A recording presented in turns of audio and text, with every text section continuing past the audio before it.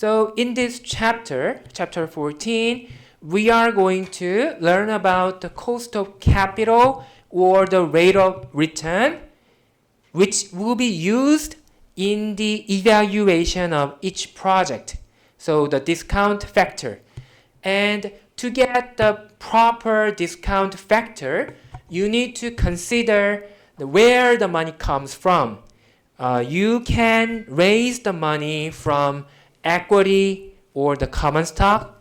You can raise the money in the form of debt or liabilities. For example, you can borrow from the bank, or you can issue some corporate bonds, and you can have preferred stock.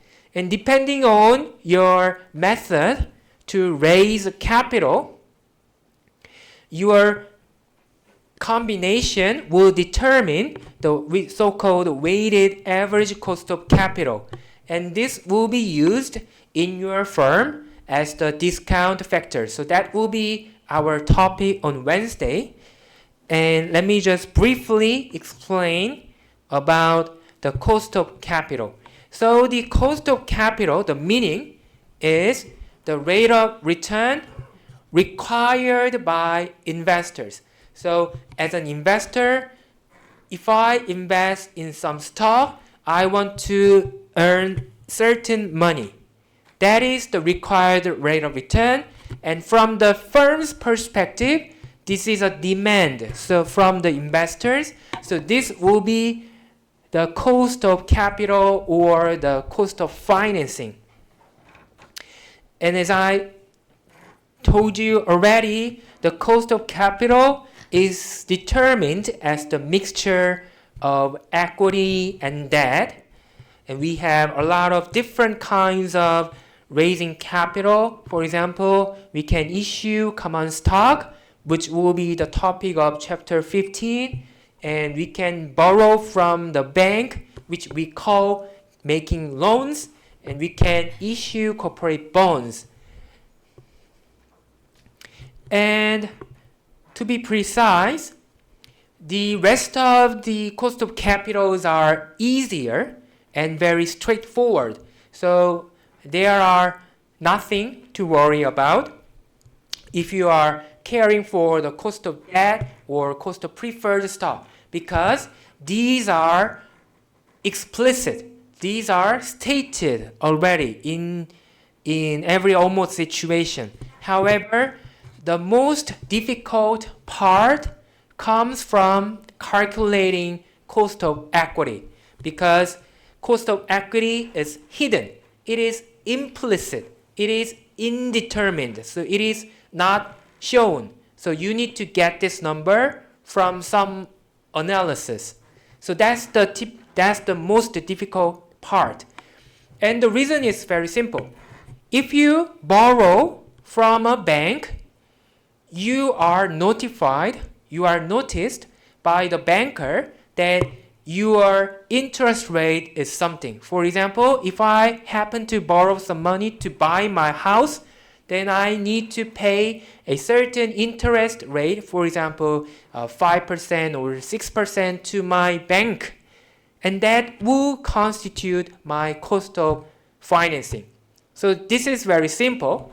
On the other hand, if you decide to invest in stock, there is no guarantee. Sometimes your company will be very successful and it will make a lot of money, so your stock price go high and you earn a lot. But at the same time, there are also possibilities that this company fail and your stock price decline and you lose everything. So there are two or even more complicated results.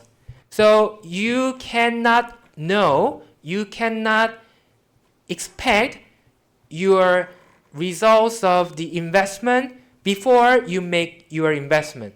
So shareholders, or more broadly, investors have different point of view.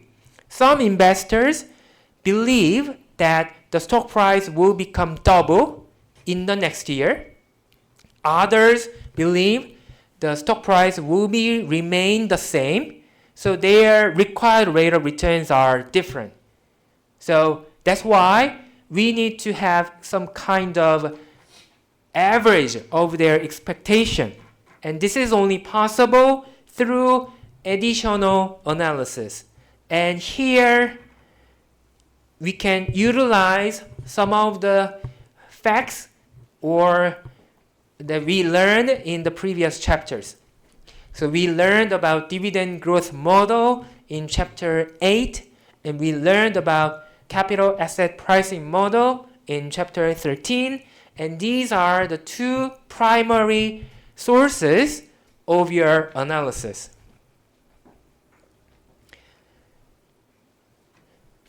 So let me briefly talk about the dividend growth model. So I already gave you, in the reviewing process, I already gave you this formula. The P equals D over R minus G. So here it means the price of the stock is the dividend divided by the required rate of return minus the growth rate. And by making some adjustment, you are able to get this new formula. R equals D over P plus G. So that was the conclusion in chapter 8. And we again use this formula to get the required rate of return from the shareholders.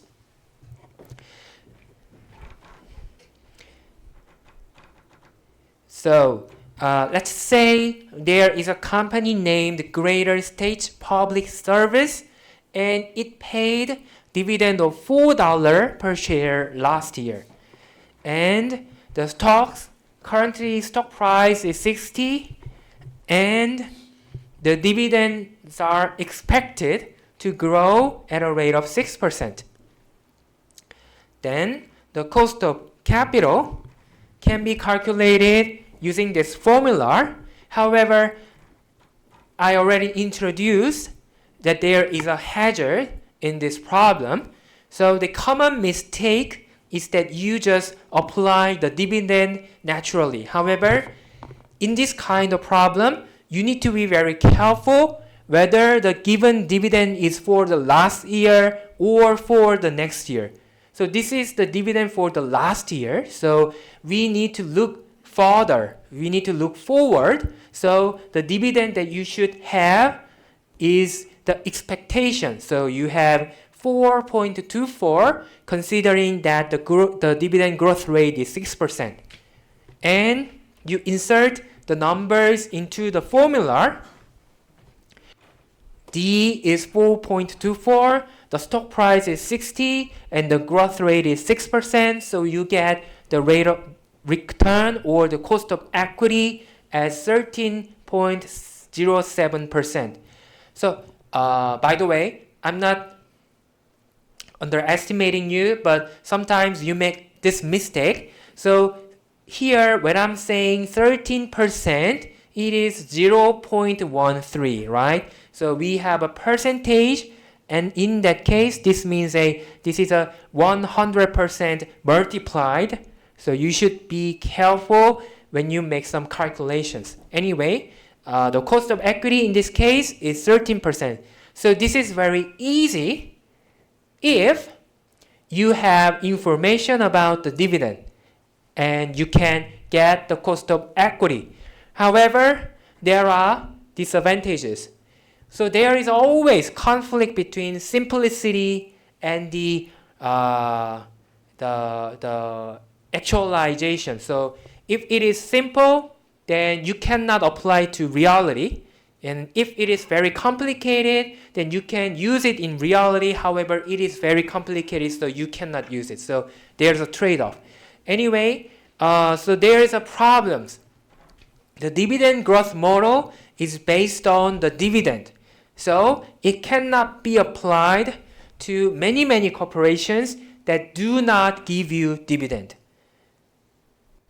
right? So in this previous calculation, if the company does not give you dividend, so this is 0, so it is 0. Essentially, the cost of capital is only 6%, which is not that realistic. So the dividend growth model assumes that the company pays dividend, and this is not that realistic. And second, there's another assumption that the dividend will grow at 6%. And this is also unrealistic. So it depends on the growth rate. However, in reality, companies may have different ideas about their growth rate. So you are not sure whether your calculated results are that real or not. So these are the problems. So although the dividend growth model is very simple and intuitive, it cannot be used for many cases. And in that case, we are going to rely on the second lesson, capital asset pricing model.